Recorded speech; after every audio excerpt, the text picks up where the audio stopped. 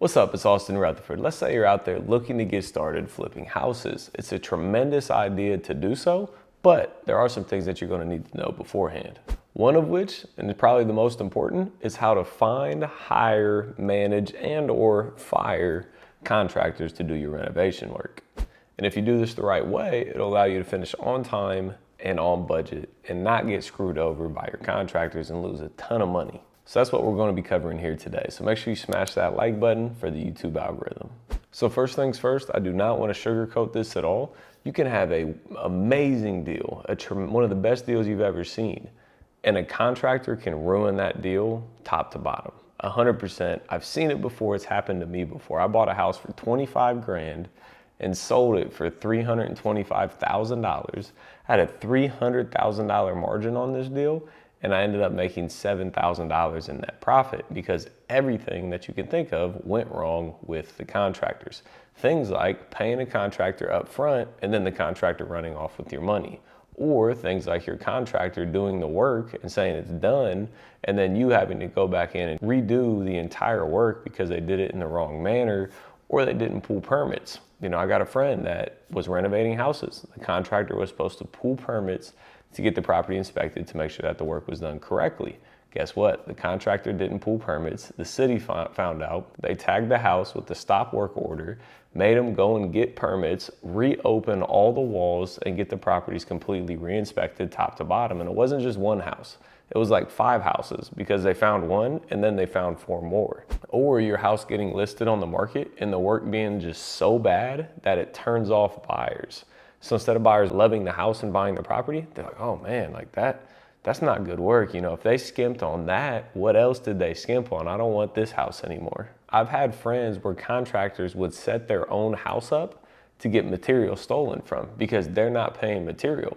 You know, they were only paying the labor. The owner was paying the material. So that's not how you want to run jobs. And we'll get to that in a second because the contractor will accidentally leave the door open and then they'll come in and steal all the wood and all the appliances and all the tile and everything in between. And then you'll get stuck holding the bag and having to repurchase all those things.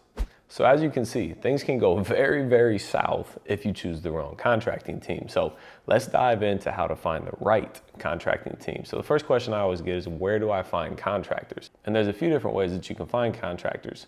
One of which, you can go to Lowe's and Home Depot at 6 a.m. when they open and just look at all the contractors that are coming through there. Because you got to understand, if a contractor is going to Lowe's at 6 a.m. to get their materials, they're getting to their job site by 7:30 a.m. and that's who you want working for you.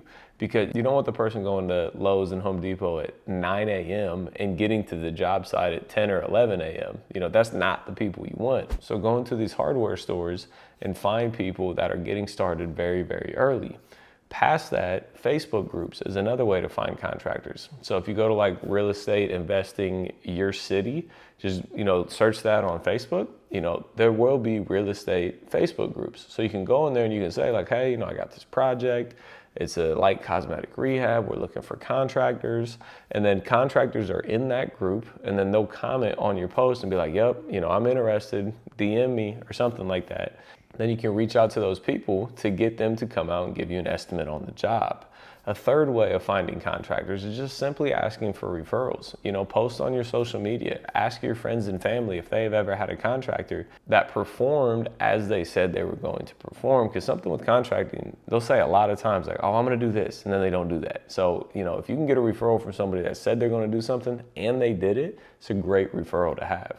The fourth way is if you go to thumbtack.com. It's a website where you can type in the work that you need, and then they take your request and send it out to their Rolodex of contractors, and then they'll respond back to you with interest in completing the job that you're doing. And the fifth and last way that I've been able to find contractors is literally just driving around neighborhoods, and if I see a house being worked on, I'll just walk into the job site, be like, hey man, you know, who's in charge of this? And if he's on site, I'll talk to him then. And if he's not on site, I'll ask for his phone number and I'll give him a call to ask him if they do work for investors, what's their experience, if I can get them out to my job to take a look at the project to give me an estimate. So walking into other job sites while driving around the city is another tremendous way to find contractors. So the next question is, how do I vet these contractors. And one of the ways is to go to their current job sites. So if they're currently renovating houses, go to those houses and see what they look like. See how their team is working. Is it a complete mess everywhere, or do they clean up every day? Is the project almost completed and it looks like a train wreck, or is it almost completed and it looks absolutely amazing? So go out to job sites to inspect the house as well as get references. So, if they're a contractor, they've done work elsewhere. So ask them for references for other jobs that they've completed. Also ask them for their workers' comp or their license with the city of wherever you're at. Because if they're licensed with the city, that probably means that they know what they're doing. If they're not licensed, or if they don't even know what that means, probably not a good sign.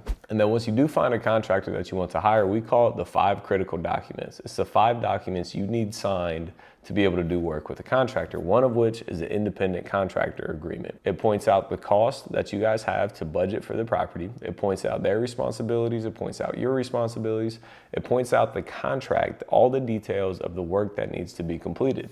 The second is a draw schedule. So this means that every time blank work is done, they get paid X amount. When this is done, they get paid X amount. When this is done, they get paid X amount. So you're not paying a ton of money up front. You're paying as the project gets completed. So draw schedule to make sure everybody's on the same page. Third, you need a W-9 because you have to send a W-9 in if you pay somebody more than $600 a year. So you got to get a W-9 from them. Fourth is a lien release. So when you pay a contractor, we have them sign a release of lien stating that they have been paid for the work completed. And fifth is an insurance agreement to make sure that they carry insurance in case something was to happen, that we're not liable for their injuries or their team's injuries or whatever it is, that they have insurance in place to cover those things. Now, those 5 documents are very important to make sure that you CYA, cover your butt. So overall takeaways when trying to find, manage, and hire contractors, number 1, if you have a good contractor, keep them. Don't penny pinch everything. Don't be up on them all day, every day. If you have a good contractor, keep them happy because they're very difficult to find. Number 2, when you're flipping a house, fire fast. It doesn't get better. I've been down the route where they kept saying, well, it's going to be better. Next week we'll be done with this. Next week we'll be done with this. And next thing you know, you're 4 months down the line and almost no work has been completed. It usually doesn't get better. So if it's not going well, fire them and move on. Please, please, please do not pay large lump sums of money up front before any work has been completed. I've seen it too many times when you pay, let's say it's a $100,000 job. They require a 50% deposit. You pay $50,000 up front and then they disappear and never come back. Or they come and do like $5,000 of work and then disappear. I've seen it happen so many times. So many times I've seen it happen. Don't pay people up front without any work being completed. And lastly, make sure that the work is permitted. So if you're doing contracting work and you're ripping out walls and updating electric and plumbing and HVAC, make sure that your contractor's pulling permits because it helps you and keeps you away from all types of liability problems. So make sure you pull permits. I know we covered a lot here about where to find them, how to talk to them, how to hire them, how to fire contractors, but it's very, very important that you understand this because this is where most projects go sideways. And I know we talked about in this video about the 5 critical documents that you need to use when hiring contractors. If you want more details on those critical documents, make sure you check out this video here where I cover these 5 documents in complete detail. I know I'm not the only one that's had contractor horror stories, so make sure you drop a comment below so everybody can learn from everybody else's mistakes so that we don't all continue to make the same mistakes. While you're down there, make sure you smash that like button for the YouTube algorithm. It'd be greatly, greatly appreciated. And also hit that subscribe and notification bell so you can get all this content going forward. As always, appreciate you being here. We'll see you on the next one.